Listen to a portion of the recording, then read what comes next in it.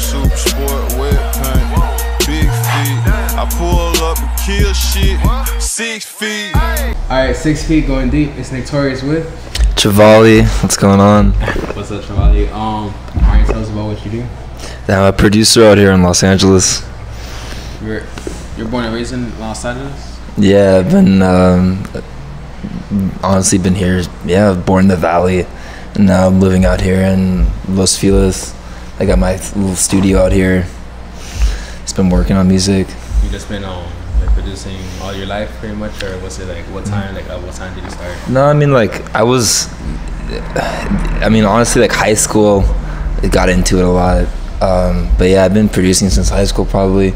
Just all the friends getting together and just like working on music, getting on Ableton. Were you taking like any music classes, like band classes or anything? No, we were just going to shows and just like going downtown and like trying to get fucking inspired in some way, and just, you know, come back from shows and like just fuck around with like Ableton or some shit.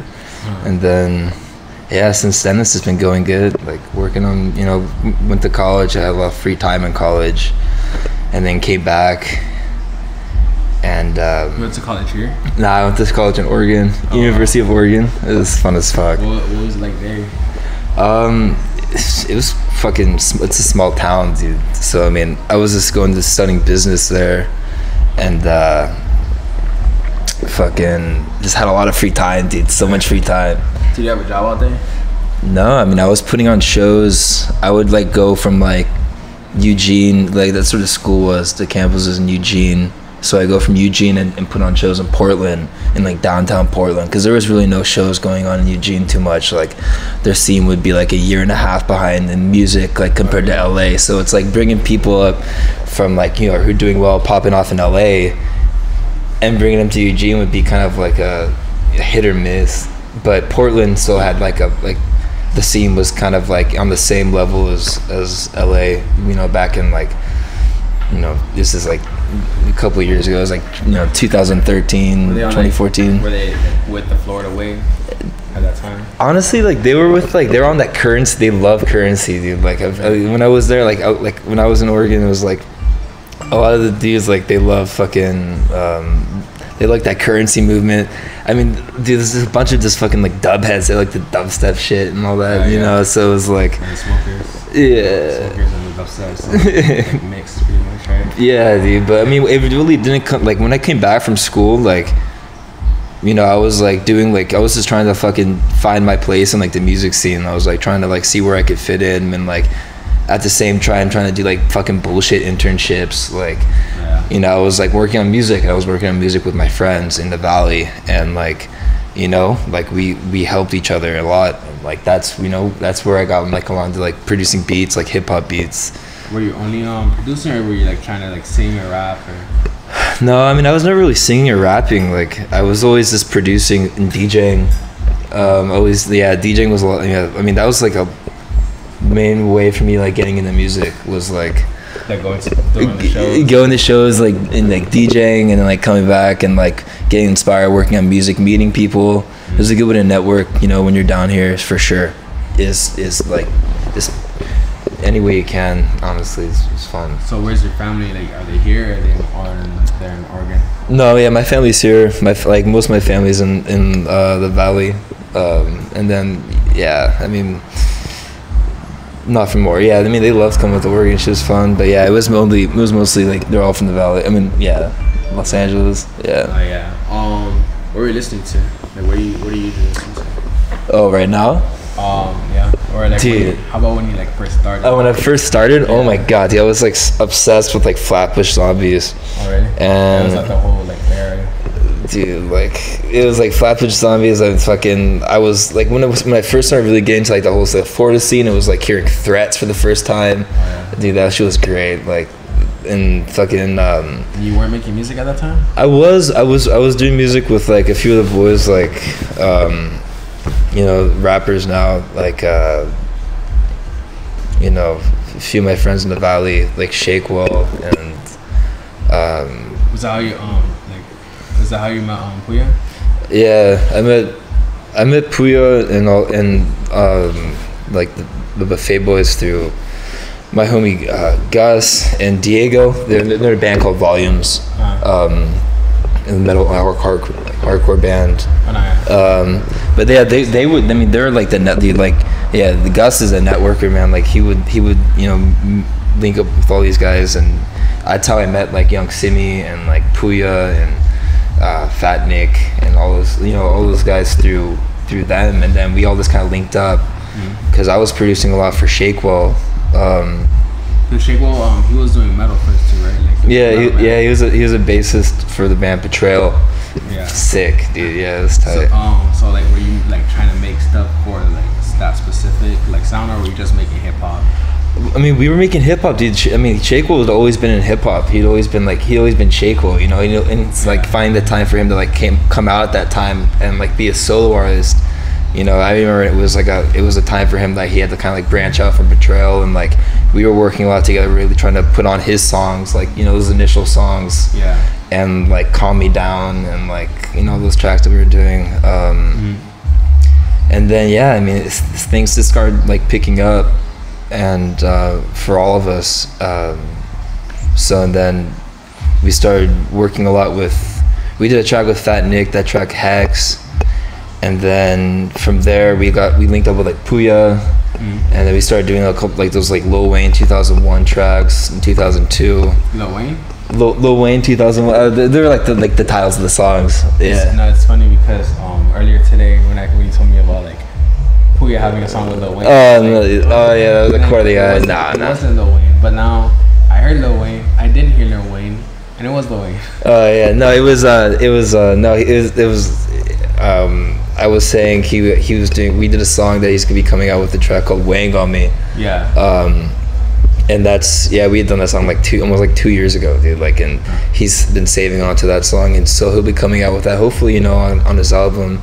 He like let me know maybe like a month or two ago, like this it's gonna be on the album, and that's exciting. Are there any other songs that you have that you really want to come out, but it's like the artist is holding on to them? I mean, just that, honestly, that song especially is probably like the track that like I'm looking forward to seeing. I'm looking forward to releasing, like having that song released and seeing people like react to that song. That'd be really cool. It's a really emotional track. It's dope. It's something that I feel like, Kevin as an artist, like it was like a new way for him to kind of like reach out and do, and like maybe it wasn't like his comfort zone. Maybe it was. I don't know, but for him to hold on to it for so long and to hold on to it for like an album like as important as this and genuine as this, it makes me feel like, it makes me feel honored. I'm happy that. He's going through a lot too, so I can tell like a lot of emotion is going to come out of it. Yeah, man. I mean, I hearts out to Coco and Pouya, man. I mean, it's very hard. It's hard, and it's very sad to hear what's been going on. Being sick, and yeah, man. I hope the best. Yeah, people make it through it. So. People do, and it's weird. It's hard to think in terms of that, like, shit going down like that. It's like everything happens for a reason. Like, I don't know if you could even think about it like that, but I hope the best. So yeah. So when you were actually making music, like how easy was it for you to get the hang of it, like making and producing beats? Dude, it was. I don't know. It's a lot. This fucking, you get inspired by a song and you try and recreate that song, and it turns different directions, and like it's always trying to get inspired. You gotta find inspiration, and like I feel like I've been able to find it, and be able to like project it and produce and show that inspiration by producing, So I was able to like kind of like I got like a hang of it pretty quick.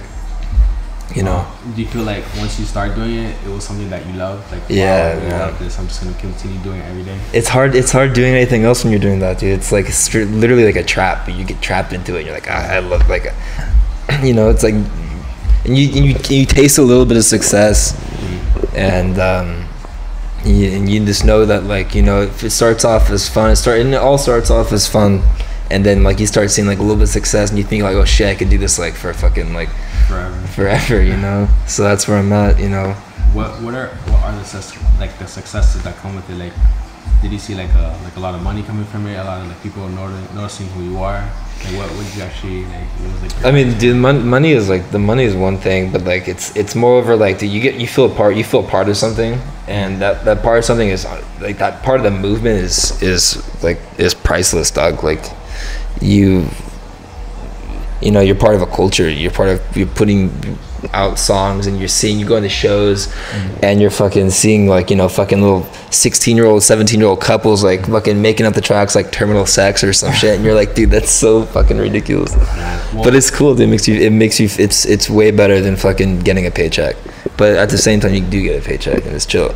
Nah, yeah. So I mean, because like nowadays there's like a lot of producers are going at the fact that the producers aren't being seen as like the artists. Yeah. The producers are giving like 50% of the song. Yeah, I mean, yeah, I mean, I learned that fairly quick.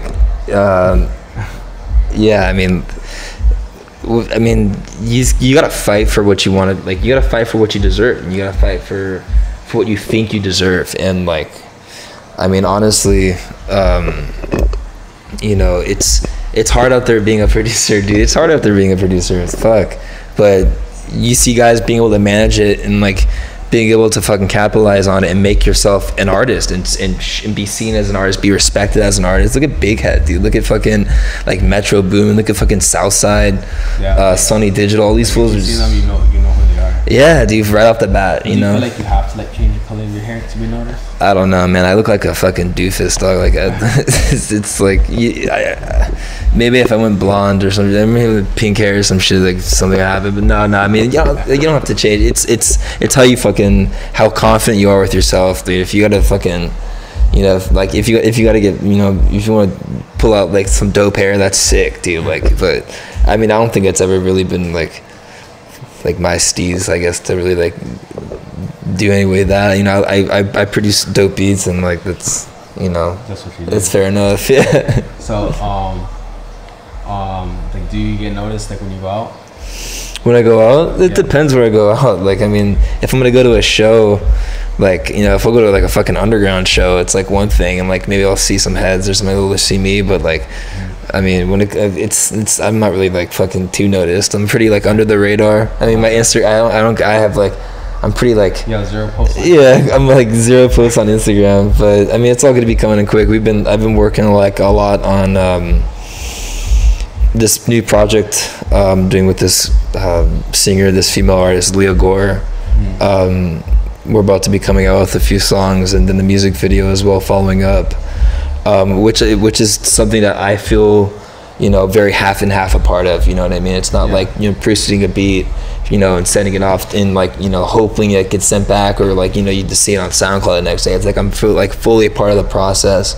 And I was like that a lot with like, you know, working with Jerry too, like Jerry Purpdrank, dude. Like, shouts out to the boy, dude. And like being in the studio, like working the songs, like it's you know, it's, yeah, man, it's nice to feel like 50-50 on things, you know, because it's like, it's what it is. You're being part of it. Yeah, 100%, dude. You're there working on the beat, you know. Fuck, you get fucking, you know, you start writing to it, you start recording that right there. It's like, that's so sick. You finish this, like we would do, like, dude, when it was like me, Diego, and Pouya, and like Shakewell, and fucking like all those dudes, like, you know, like a year or so ago, we were just like, we'd stay up like all night till like fucking like 9 a.m, and like finish a song, put it out the next fucking day, like hit breakfast before, like, you know, like when the sun's up. Like, it would start like making a beat with all of you guys there. Yeah, and then we just like record it, and Diego would just fucking boss out, like, you know, like it was just sick, dude. Did you ever feel pressure like while you were like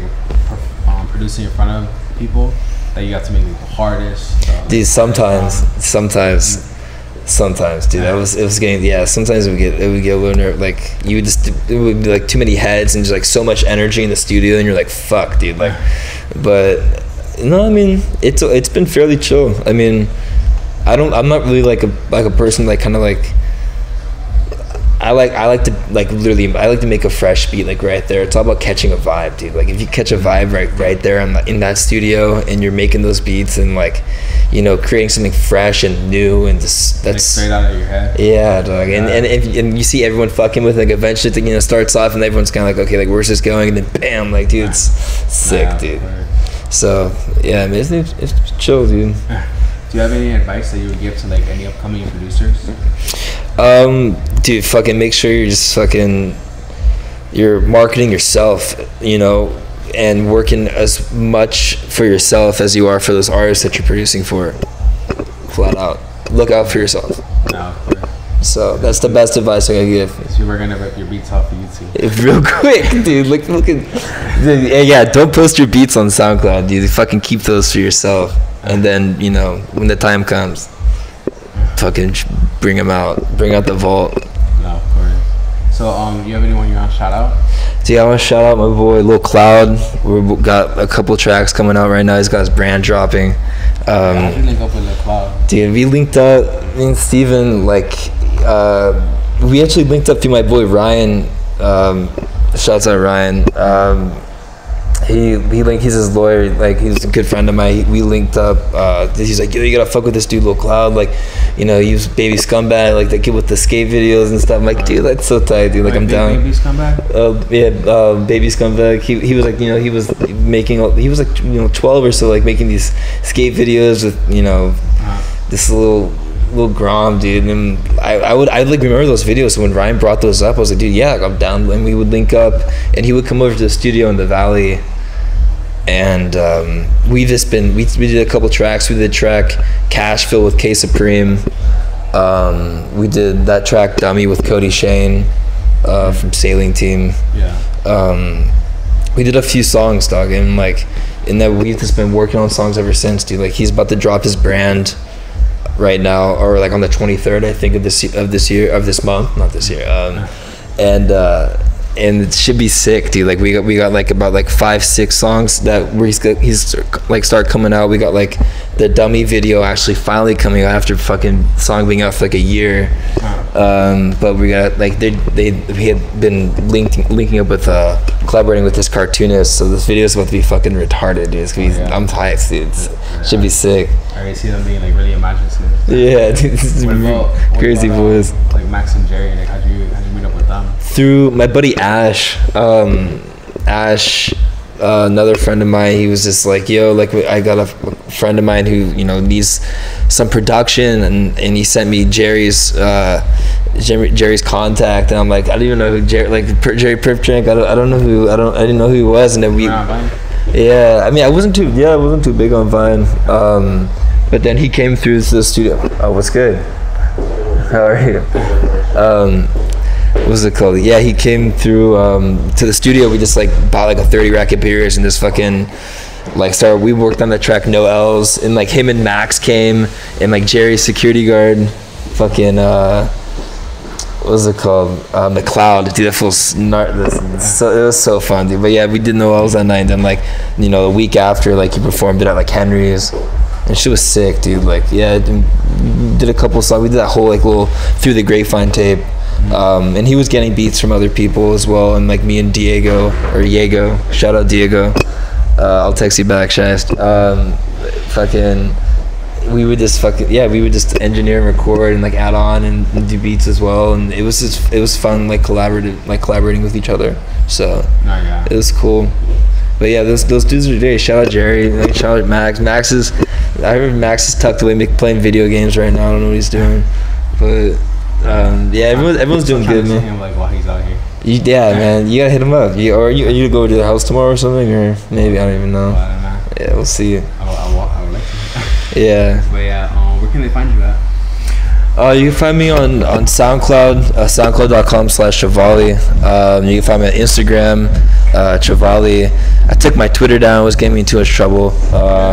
Yeah, it's too much. But yeah, I mean, other than that, it's been chill. I mean, yeah, you find me on those. You know, we got some songs coming out pretty soon. You know, excited for y'all to be listening in. You know, we got a video coming pretty soon. You know, look out for that Chevali Leo Gore tape. You know, we're about to drop in a single probably like next week. So I'm looking forward to it. Yeah, it's gonna be sick, man. I'm hyped. For sure. And then look out for that track. Look out for that Pouya tape. You know, the track Weighing on Me. Should be fucking tight. I'm hyped, you know. I haven't heard new Pouya in a minute, so. Yeah, he's you know, waiting for that time, I guess. So. No, of course. So this has been 6 feet with Chevali, man.